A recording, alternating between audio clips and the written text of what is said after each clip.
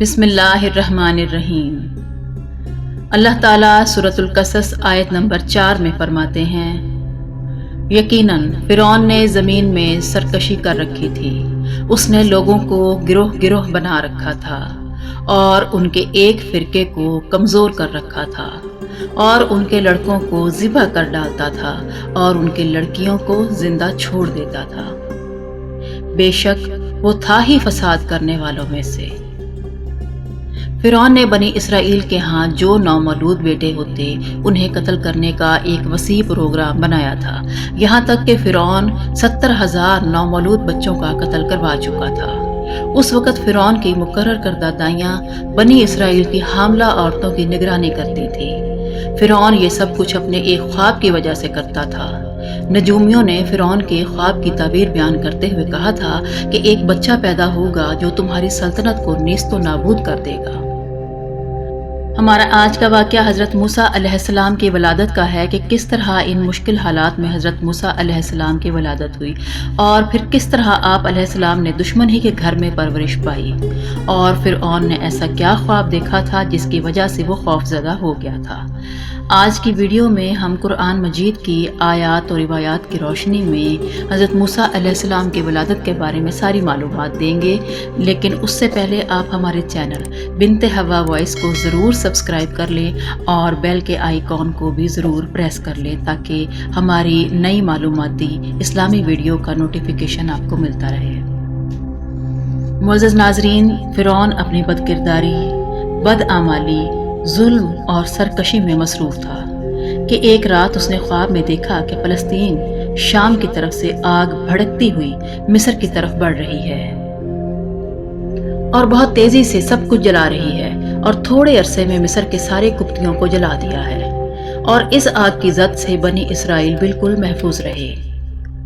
بادشاہ جب جاگا بہت خوف زدہ ہوا، اس نے تمام کاہنوں اور تعبیر بتانے والوں کو جمع کیا، سب کو اپنے دربار میں جمع کر کے اپنا خواب سنایا اور اس کی تعبیر دریافت کی۔ سب نے ایک ہی جواب دیا کہ بنی اسرائیل میں ایک بچہ پیدا ہوگا جو تجھ سے تیرا ملک اور حکومت چھین لے گا اور تیری سلطنت پر قبضہ کر لے گا، تجھے اور تیری قوم کو تیری زمین سے نکال کر تیرے دین کو بدل دے گا۔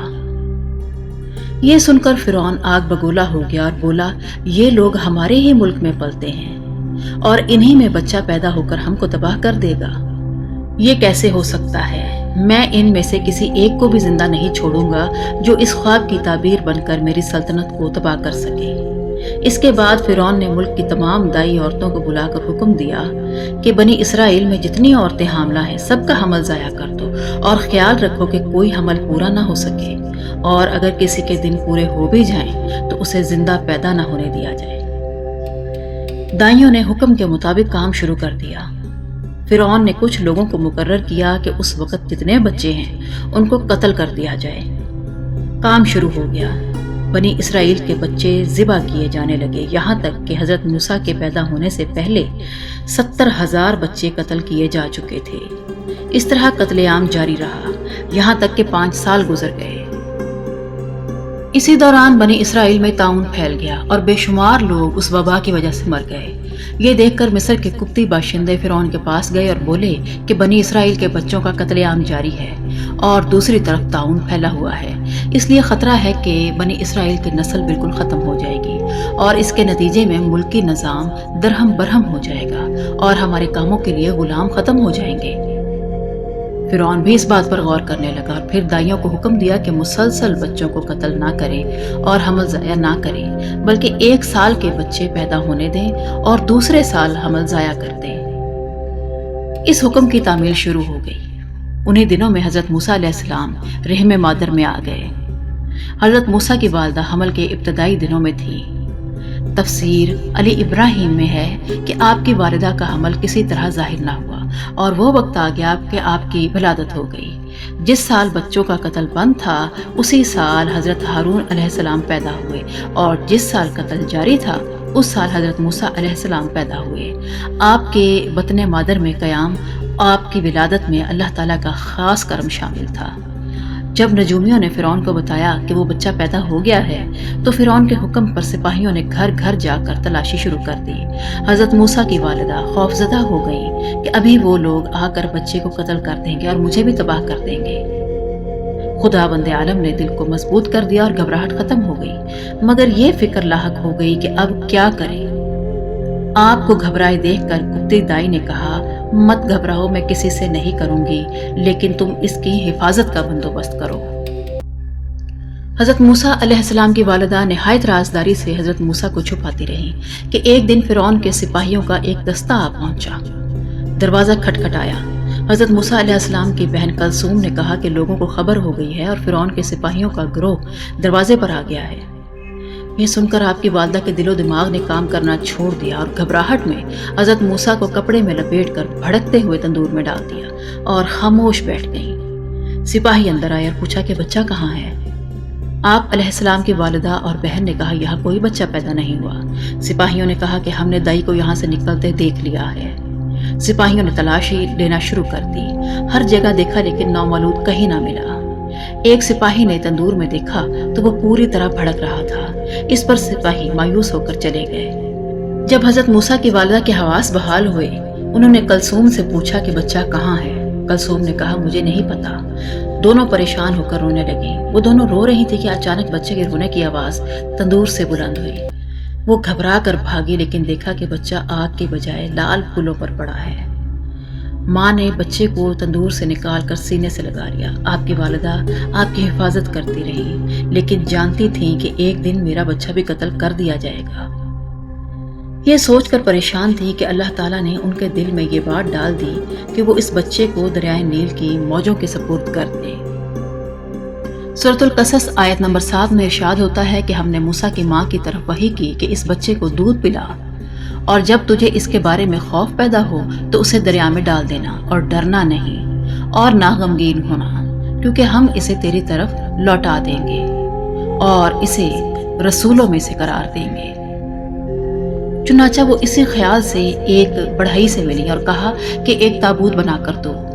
اس نے پوچھا کہ تابوت کا کیا کرنا ہے؟ آپ کی والدہ نے کہا، ایک بچہ پیدا ہوا ہے، اسے اس تابوت میں چھپاؤں گی۔ انہوں نے جھوٹ بولنا پسند نہیں کیا اور سچ بول دیا۔ بڑھئی اپنے گھر سے نکلا اور سیدھا فرعون کے جلادوں کے پاس پہنچ گیا جو بنی اسرائیل کے بچوں کو قتل کرتے تھے۔ بڑھئی جب ان لوگوں کے پاس پہنچا تو گونگا بہرا ہو گیا۔ اشاروں سے سمجھانے کی بہت کوشش کی لیکن کوئی بھی کچھ نہ سمجھ سکا۔ بالآخر جلادوں کے افسر نے کہا، یہ پاگل ہے، اسے مار پیٹ کر باہر نکال دو۔ چنانچہ اسے پیٹ کر وہاں سے نکال دیا گیا۔ بڑھئی بہت حیران ہوا۔ جب اپنے گھر کے پاس پہنچا تو اس کی زبان کھل گئی اور اس کی سماعت بھی بحال ہو گئی۔ وہ سمجھ گیا کہ فرعون جس بچے کی تلاش میں ہے یہ یقیناً وہی بچہ ہے اور یہی وہ پیغمبر ہوگا جو فرعون کی سلطنت کو تباہ کرے گا، لہٰذا وہ فوراً مومن ہو گیا۔ اس نے تابوت بنا کر موسیٰ علیہ السلام کی ماں کے حوالے کر دیا۔ ماں نے تابوت میں روئی بچھائی، بچے کو دودھ پلا کر سینے سے لگایا اور روتے ہوئے تابوت کو بند کر دیا۔ تابوت کے اندر ہی اس کی چابی بھی رکھ دی اور دل پر پتھر رکھ کر تابوت کو پانی کے حوالے کر دیا۔ موجوں کے ساتھ ساتھ تابوت بہتا گیا۔ والدہ اپنی آنکھوں سے اسے دیکھتی رہی کہ تابوت کبھی ڈوبتا ہے اور کبھی ابھرتا ہے۔ تابوت آنکھوں سے اوجھل ہو گیا۔ ایک روایت میں آتا ہے کہ ماں نے پریشان ہو کر کلثوم سے کہا کہ تو تابوت کے ساتھ ساتھ چلتی جا۔ کلثوم کنارے کنارے بھاگتی رہی اور جہاں تابوت ٹھہرا وہیں وہ بھی ٹھہر گئی۔ مورخین کا بیان ہے کہ فرعون کی صرف ایک ہی بیٹی تھی جسے برس کا مرض لاحق تھا۔ فرعون اس کے علاج سے تھک چکا تھا۔ آخر اسے طبیبوں اور نجومیوں نے بتایا کہ دریائے نیل سے ایک مخلوق برآمد ہوگی جو انسان کی صورت میں ہوگی، اس کے لعاب دہن سے اس لڑکی کو شفا ملے گی۔ فرعون نے اسی امید سے دریائے نیل کے کنارے عظیم الشان محل بنوایا تھا جس میں وہ اپنی بیوی حضرت آسیہ اور بیٹی کے ساتھ رہتا تھا۔ حضرت موسیٰ کا تابوت جب اس محل کی دیوار سے ٹکرایا، فرعون کی بیٹی کے کنیزوں نے دیکھ لیا۔ انہوں نے فوراً تابوت کو پکڑا اور فرعون کی بیوی کے پاس لے گئیں۔ سورۃ القصص آیت نمبر 8 میں ہے، فرعون کے اہل خانہ نے موسیٰ کو دریائے نیل کی موجوں سے پکڑ لیا تاکہ وہ ان کا دشمن اور ان کا زوال کا باعث نہ بنے۔ حضرت آسیہ نے جو ہی صندوق کھولا، ایک ایسا خوبصورت بچہ نظر آیا جس کی پیشانی سے نور چمک رہا تھا۔ حضرت آسیہ نے آپ کو صندوق سے نکالا اور فرعون کی بیٹی نے اسے گود میں اٹھایا۔ حضرت موسیٰ کے منہ سے لعاب نکل کر اس کے جسم پر لگا اور وہ فوراً صحت یاب ہو گئی۔ بیٹی نے خوشی خوشی باپ کو خبر دی۔ حضرت موسیٰ حضرت آسیہ کی گود میں تھے جب فرعون نے آپ کو دیکھا تو حضرت آسیہ سے کہا، مجھے یہ بچہ میرے لیے خطرے کا پیغام معلوم ہوتا ہے، میں اس کو قتل کر دوں گا۔ حضرت آسیہ نے کہا، جس کو قرآن مجید کی سورۃ القصص آیت نمبر 9 میں یوں بیان کیا گیا ہے۔ فرعون کی بیوی نے کہا، یہ بچہ میری اور تیری آنکھوں کا نور ہے، اسے قتل نہ کرو، ہو سکتا ہے کہ یہ ہمارے لیے نفع بخش ہو یا ہم اسے اپنا بیٹا بنا لیں۔ اس طرح فرعون حضرت موسیٰ کے قتل کرنے سے باز آ گیا۔ حضرت آسیہ نے اس نومولود کی پرورش کے لیے قریب کی تمام عورتوں کو جو بچوں کو دودھ پلانے کا کام کرتی تھی سب کو بلاوا بھیجا، مگر اس بچے نے کسی عورت کا دودھ نہ پیا۔ سورۃ القصص آیت نمبر 12 میں ارشاد ہے کہ ہم نے تمام دودھ پلانے والی عورتوں کو اس پر حرام کر دیا۔ یہ دیکھ کر حضرت آسیہ پریشان ہو گئی۔ حضرت موسیٰ کی بہن کلثوم جو تابوت کے ساتھ ساتھ وہاں پہنچی تھی، انہوں نے بڑھ کر حضرت آسیہ سے کہا، اگر آپ فرمائیں تو میں ایک ایسی عورت کو آپ کے پاس حاضر کر دوں جس سے مجھے امید ہے کہ یہ بچہ اس کا دودھ ضرور پی لے گا۔ حضرت آسیہ نے کہا، ہاں ضرور، اسے لے آؤ۔ چنانچہ آپ کی والدہ کو وہاں لایا گیا تو حضرت موسیٰ فوراً ہی ان کا دودھ پینے لگے۔ سورۃ القصص آیت نمبر 13 میں بیان ہے، ہم نے موسیٰ کو اس کی ماں کے پاس لوٹا دیا تاکہ اس کی آنکھیں روشن ہو جائیں اور اس کے دل میں کوئی غم باقی نہ رہے اور وہ جان لے کہ خدا کا وعدہ سچا ہے۔ چنانچہ حضرت موسیٰ کی والدہ کی ڈیوٹی لگا دی گئی کہ وہ آپ کو اپنے ساتھ گھر لے جائیں اور آپ کو دودھ پلائیں اور دوران رضاعت ملکہ سے ملوانے روزانہ لایا کریں۔ ایک مرتبہ آپ کی والدہ آپ کو ملوانے حضرت آسیہ کے پاس لائیں تو حضرت آسیہ آپ کو کندھے پر بٹھا کر فرعون کے پاس لے گئی تو فرعون نے آپ کو گود میں اٹھا لیا۔ اس وقت حضرت موسیٰ کی عمر 1 سال کی تھی۔ حضرت موسیٰ نے اپنا ہاتھ بلند کر کے فرعون کی داڑھی نوچ لی۔ کئی بال حضرت موسیٰ کے ہاتھ میں آ گئے اور حضرت موسیٰ ہنسنے لگے۔ فرعون کو غصہ آ گیا اور بچے کو قتل کرنے کا حکم دیا۔ حضرت آسیہ نے کہا کہ بچوں کی کسی حرکت پر ایسا رد عمل مایوس کن ہے، لیکن فرعون بضد رہا۔ جناب آسیہ نے کہا، یہ تو کوئی عقل مندی والی بات نہیں ہے، میری رائے ہے کہ اس بچے کا امتحان لو۔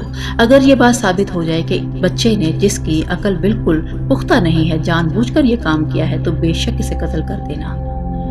فرعون نے یہ بات مان لی۔ امتحان کے لیے 2 تشت لائے گئے، ایک تشت میں پھول رکھے گئے اور دوسرے میں انگارے، اور حضرت موسیٰ کو ان تشتوں کے سامنے چھوڑ دیا گیا۔ حضرت موسیٰ علیہ السلام تشتوں کے قریب جا کر پھول اٹھانا چاہتے تھے کہ حضرت جبرائیل نے ان کا ہاتھ انگاروں پر رکھ دیا۔ حضرت موسیٰ علیہ السلام نے انگارہ اٹھایا اور اپنے منہ میں رکھ لیا۔ فرعون کو یقین ہو گیا کہ داڑھی کو نوچنا بچگانہ حرکت تھی، کیونکہ اگر یہ باشعور ہوتا تو انگارے کی بجائے پھول اٹھاتا۔ بالآخر فرعون نے انتقام سے درگزر کیا اور حضرت موسیٰ علیہ السلام قتل ہونے سے ایک مرتبہ پھر بچ گئے۔ حضرت آسیہ آپ علیہ السلام کی پرورش کرتی رہی، یہاں تک کہ حضرت آسیہ نے آپ کی والدہ کو دودھ پلانے کے فریضے سے فارغ کر دیا اور حضرت موسیٰ کو اپنے پاس رکھ لیا۔ حضرت موسیٰ علیہ السلام جوانی تک فرعون کے محل میں نہایت عزت کے ساتھ شہزادوں کی طرح رہے۔